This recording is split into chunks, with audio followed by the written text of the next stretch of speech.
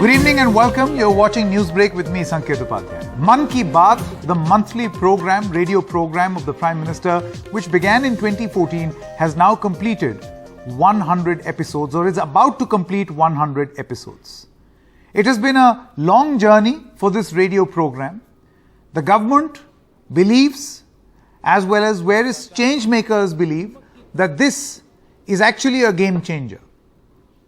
Using radio in these contemporary times is a game changer because, in this day and age of social media, where does the humble radio find itself? So many feel that this is a game changer, but then there are also those who feel that this is nothing but a monthly exercise in indulging in a political monologue. So first, let's quickly tell you, as far as the 100 episodes of Mann Ki Baat are concerned, what is this? It's a 30-minute show hosted by the Prime Minister. The program began on the 3rd of October 2014. If you recall, on the 2nd of October 2014, the Swachh Bharat Abhiyan was launched. Mann Ki Baat airs on the last Sunday of every month. It is aired on All India Radio and Doordarshan. It is aired in 22 Indian languages and 29 dialects and is also broadcast in 11 foreign languages. So it's an extensive program by the government of India where the Prime Minister talks about his Mann Ki Baat, and it's broadcast in many different languages. And then on Doordarshan you can see these pictures where social issues are taken up and the conversations have a context, and the government says that all of this is non-political. He does not make any political commentary in this Mann Ki Baat program.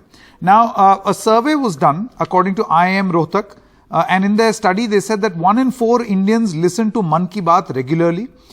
It says PM's Mann Ki Baat reached 100 crore people in 8 years. 23 crore Indians regularly tune into Mann Ki Baat. 41 crore Indians listen to Mann Ki Baat occasionally. 50% Indians listen only because of Prime Minister Modi's emotional connect. This is IIM Rohtak study. 65% listen in Hindi, 18% in English and 4% in Urdu. And the study was commissioned by the Prasar Bharati. So this is a study which was commissioned by Prasar Bharati, which is a wing of the government. And it was carried out by IIM Rohtak. But the point is, while this is happening, while social issues are raised, is Mann Ki Baat actually a game changer?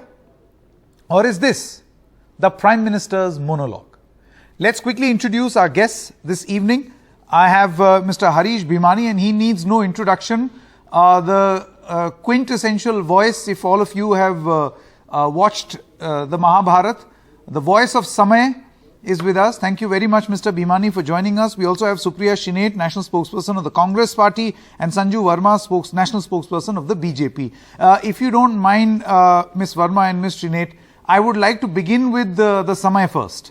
Harish Bhimani ji, मैं सबसे पहले आपसे ये जानना चाहता हूँ, ये आप how do you look at this this journey of 100 episodes of Mann Ki Baat? Do you feel that this is radio reimagined, radio and its political use reimagined, radio and its social use reimagined? Because radio in the past has been used in all these contexts. You said radio, humble radio. No, I don't think so. I think radio is very potent. And in Mann Ki Baat, it is being used at its most potent. Radio is a friend whom you can tell not to continue to speak. You can gently shut it up. But radio reaches at the same time to millions, and in our case, billion. What would I call Mann Ki Baat in English? My thoughts, my nation, my people. Why is it such a unique program? It's really my thoughts, my people, my nation. What one person who's been given the responsibility to run the country thinks about his people, about the nation, and shares it. Another very positive aspect is that it is inclusive. It is participative. Mann Ki Baat straight away reminds me of two, if not three, great people. One is our own Gandhiji. He had started on the radio in early days a program called Hindi Bhasha Prachar Samiti, Hindi Lessons by Hindi Bhasha Prachar Samiti. I remember as a kid, before and after each program, we used to hear Bapu ke vichar.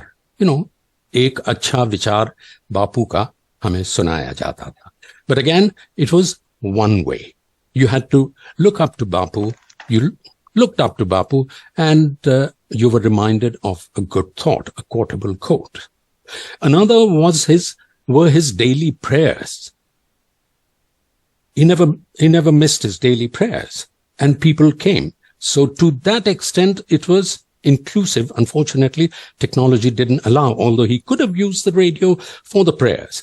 But let's remember that in the prayers, in his daily prayers, it was God who was in control. Here, it is the people who are in control.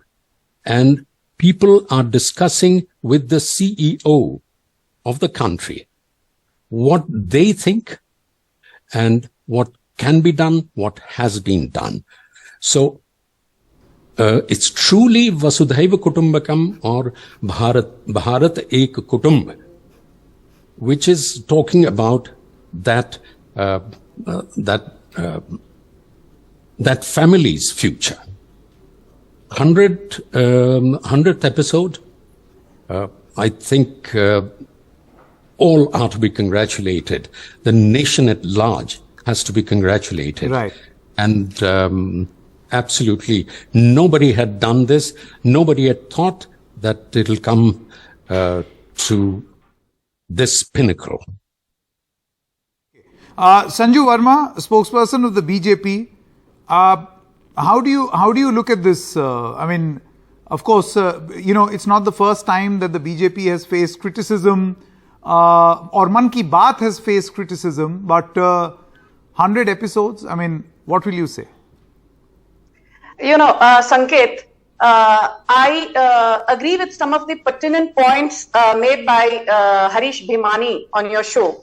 I think Mann Ki Baat is not just, another radio program. As you rightly said, from 3rd October 2014 to the 100th episode, which will happen, this Sunday. I think it's a journey which speaks about Jan Bhagidari, and it is all about participative democracy, because I think we all know democracy is a government of the people, by the people, for the people. But how many leaders actually establish a mass connect, and that too through a medium called the radio, which, I hate to say it, but till about 8 to 9 years back, with television studios and satellite channels taking over, radio was given a stepmotherly treatment.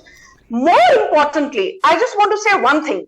Be it the call for a Swachh Bharat Abhiyan, be it in the 88th episode, the call for Jal Jeevan Mission and water rejuvenation, be it the call for Har Ghar Tiranga in the 91st episode, be it talking about Ek Bharat Shresht Bharat, be it talking about world's largest financial inclusion scheme, Jan Dhan Yojana, with more than 48 crore bank accounts opened, or for that matter, be it talking about the world's largest health insurance scheme, Ayushman Bharat, with more than 18 crore Ayushman cards having already been disbursed. The limited point I'm making is that Mann Ki Baat by Prime Minister Narendra Modi has nothing to do with politics. It is all about talking, what the Janta understands the most. And what does the Janta understands? The Janta understands good governance. The Janta understands about last mile delivery. The Janta understands about broader concept of equity and, mitigating gender disparities. And I think, as Amit Shah today said at the National Mann Ki Baat conclave on the eve of the 100th episode, he made a very interesting point. He said, Rajniti mein har rajneta khate waqt, sote waqt राजनीति में ही लिप्त रहता है, पर पिछले 99 episodes में नरेंद्र मोदी विश्व के एक ऐसे अकेले रेयर नेता हैं जिन्होंने एक भी एपिसोड में राजनीति की बात नहीं की। B doctor Prakash Rao of Odisha और साधना देवी ऑफ बिहार और Ajmal Ahmad from a remote place in Uttar Pradesh. These are ordinary men and women who have shared their stories of empowerment through Mann Ki Baat, which I think is the biggest talking point about this platform. Okay, Supriya Shrinet. So the point that the BJP is making, they say that this platform was never used for any political commentary. Then why the onslaught that this is a monologue or this is something which the Prime Minister is doing to enhance his image? How would you respond to what Sanju has just said? Well, first things first, I don't think anybody has an issue with what the Prime Minister is doing. He has spent 6,500 crore rupees on ads. It doesn't matter. He can be on television all day. He can be on radio all day. He can be on any social media platform for all we care. I think what the country expects of its Prime Minister and its elected Prime Minister and not a CEO. There's a difference. The elected Prime Minister needs to talk about issues that matter and needs to understand that democracy is about participative views. I think the question that many of us or many in the country are raising is that this is all about the Prime Minister saying what he wants to. How about listening to the people? Where is the platform for that? And has the Prime Minister, in the 99 episodes that have been alluded to over here, has he ever picked up an issue that really matters to the people of this country, which is high prices, which is unemployment, which is women insecurity, which is the Chinese incursion, which is the Adani relationship? This monologue has issues because the Prime Minister chooses to gloss over the fault lines that exist. And I think that is what people have an issue with. I don't think anybody has an issue with the Prime Minister using the radio or a television or any other medium of communication. He's the Prime Minister, he can use anything.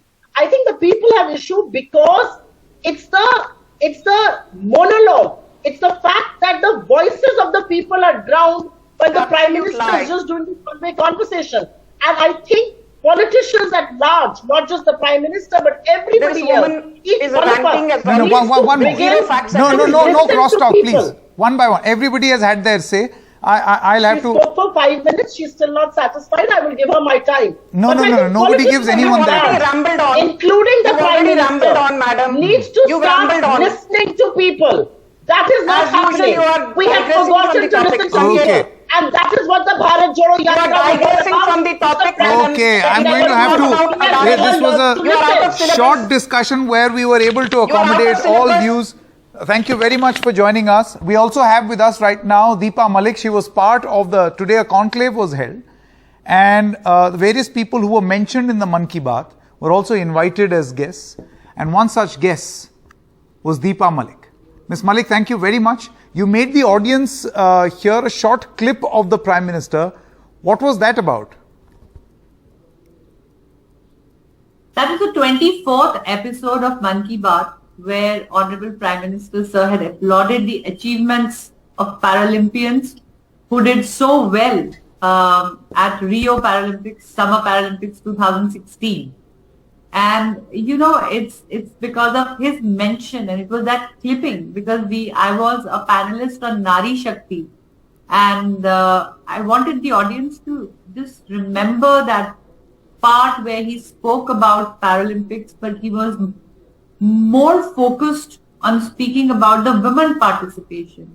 And he especially mentioned all three, irrespective of the fact that there was only one woman, which was me, who won the medal, but he did not forget the other two because only 3 women had participated. And ever since there has been a conscious focus, and even now when I am the president of Paralympic Committee, it has been a strong focus to increase women participation even when it comes to para sports. And I'm so proud that, and that is what I wanted to speak, that his opinion and his the whole involvement with para sports and celebration of the Paralympic medals was more because they have become instrumental in changing the mindsets, highlighting the abilities beyond disabilities in the minds of our countrymen. And this is what needed to change. And I was so surprised that he had heard my interviews and he had quoted my own line in his Mann Ki Baat that more than the medal, Deepa says that she was able to beat disability, and that's the power of sports. It can change mindsets. Miss Malik, as a Paralympian who was featured in one of the programs, I want to know from you, radio as a medium of talking change. Now, in this day and age of social media, you think Mann Ki Baat has been successful in achieving this objective? Absolutely. I was there today at the launch of the program and heard it from the horse's mouth when the secretary, Prasad Bharti, himself gave us the statistics. It was so encouraging that what was the reach? It was a huge reach. And radio is the simplest way to reach the masses because it is everywhere in every nook and corner of the city, of the country. And poorest of the poor can also afford a small transistor and hear radio. And radio has been a perennial source of, kind of uniting the entire country because that's the most popular one. And the advantage of radio is that instantly you have different languages and regional languages, which are easily accessible and understandable by a common person of any corner of the country. So it is across many languages. There are many channels which are broadcasting it. So the mass coverage of the message, and which is an inspirational set of messages, information, encouraging Indians who are doing well, quoting examples of those who can be role models for the rest of the society, talking about important issues, and talking it in a very informal way of communication where you don't feel that you are actually listening to a speech or it is, some kind of a political movement. It is just something which focuses only on development of nation, development of every Indian, irrespective of geographical area, caste, creed, party, culture. It is all about being Indian. Ms. Malik, before I let you go, 100 episodes, a commemorative stamp. What do you expect from Mann Ki Baat from here on? I would definitely want it to continue and with the same fervor, with the same popularity that it has touched many a hearts and inspired many a people. There's so many times so much good is being done from the government side or India is, really going forward on a global platform and we miss those positive news. And when a Prime Minister says it in a very casual conversation, when he addresses the entire India as an Indian, you know that many people will get inspired, follow his, especially like how I am personally, I became a huge fan of Mann Ki Baat, of course, post the Rio Paralympics, because thanks to his words, Paralympic really got the focus, attention of media also. It got the attention of policies. It got the attention of corporates with their funding programs because when a Prime Minister shows focus towards development of a certain area, the entire nation becomes one and starts focusing on that direction. So what I would really look forward from here is like how they say that now India is moving to India at 100.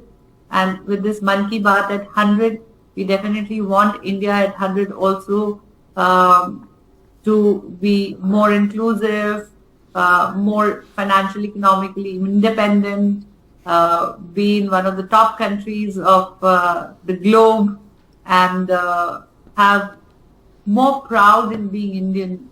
That's what is the essence of Mann Ki Baat. And I want this essence to carry on and reach every Indian. And I want more and more role models to be heard about through Prime Minister's voice so that everyone can take inspiration and think of contributing and giving back to nation building. Paralympian Deepa Malik, thank you so much for your time. Thank you so much for joining us. Thank you. Namaskar. Namaskar. Let's also listen into Amir Khan. He was there at this function. Let's listen into what he had to say. I think it's a very important piece of communication that the leader of the country does with the people, discussing important issues, putting forward thoughts, giving suggestions, leading. That is how you lead, by communication. You tell your people what you're looking at, how you're seeing the future, how you want their support in that. This is what is a very important communication, which I think happens in Mann Ki Baat. And stopping for a short break at this moment, but before we go, here's a little bit of radio moment of mine.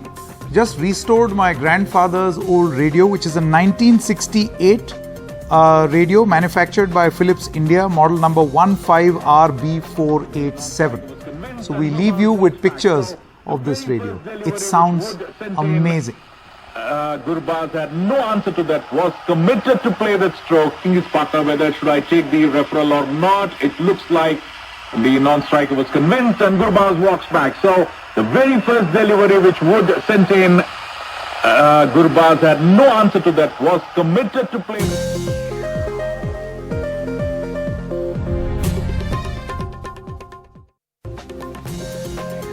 Welcome back. 10 policemen and their driver were killed on Thursday when their vehicle was blown up by an improvised explosive device in the Bastar district of Chattisgarh.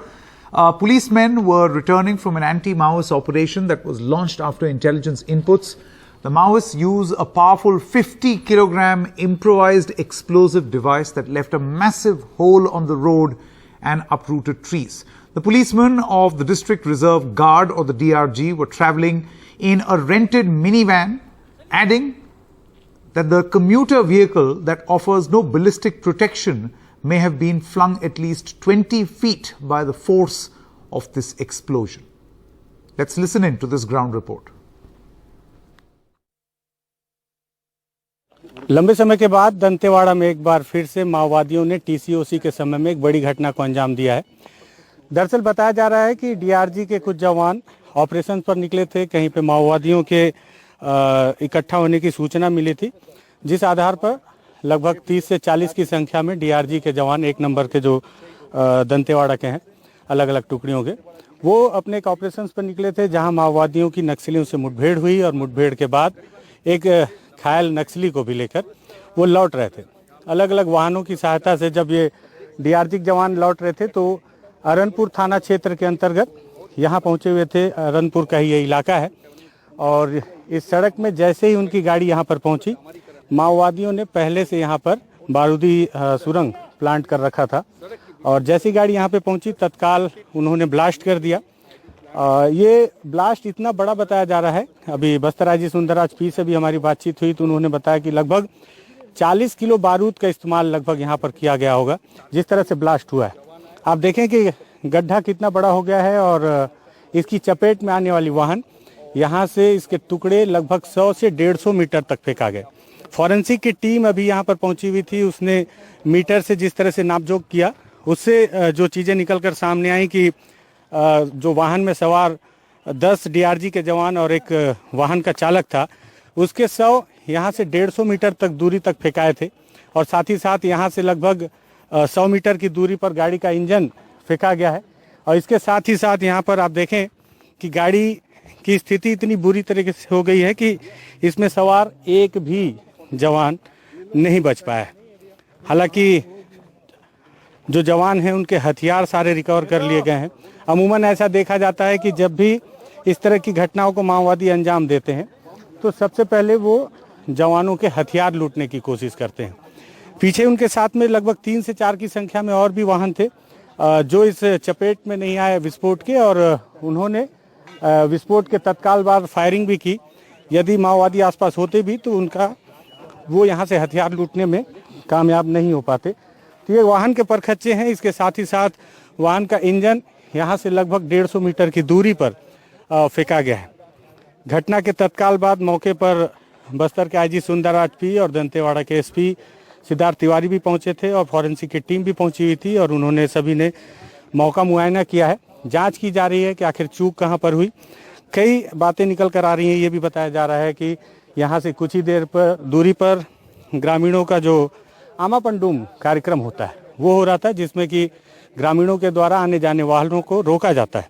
बताया जा रहा है कि जो team DRG की आ रही थी उन्हें भी यहाँ आने से पहले ग्रामीणों के द्वारा रोका गया था। अंदेशा ये भी जताया जा रहा है कि हो सकता है कि वहीं पे जवानों की शिनाख्त हो गई थी कि इस वाहन में जवान चल रहे हैं, और तत्काल मिली सूचना के बाद माओवादियों ने इस घटना को अंजाम दिया है। सबसे खास बात यह है कि माओवादियों ने 2021 के बाद टीसीओसी के दौरान किसी बड़ी घटना को अंजाम नहीं दिया था। लगातार बस्तर में अंदरूनी इलाकों में माओवादियों और ग्रामीणों के द्वारा हवाई अटैक का आरोप लगाया जा रहा है। उसी बीच माओवादियों ने 2 साल के बाद इस बड़ी घटना को अंजाम देकर टीसीओसी में अपनी उपस्थिति उस इलाके में दर्ज कराई है, जिस इलाके से ये माना जाता है कि माओवादियों को बैकफुट पर ढकेल दिया गया है। ये वो सड़क है जो दंतेवाड़ा से सुकमा के जगरगुंडा के इलाके को जोड़ती है। बीते दिनों एक बड़ी खबर निकल कर आई थी कि ये पुरानी सड़क जहां से किसी समय में आवागमन पूरी तरह से बंद हो चुका था, तो जगरगुंडा से दंतेवाड़ा के लिए इस मार्ग को बहाल करके यहां से यात्री बस का संचालन किया गया था, और माना जा रहा था कि यह माओवादियों के गढ़ में एक बड़ी जीत है। लेकिन माओवादियों ने बीच सड़क पर और कैंप के बहुत पास इलाके में इस बड़ी घटना को अंजाम देकर अपनी ताकत दिखाने की कोशिश की है। घटनास्थल से एनडीटीवी के लिए विकास तिवारी।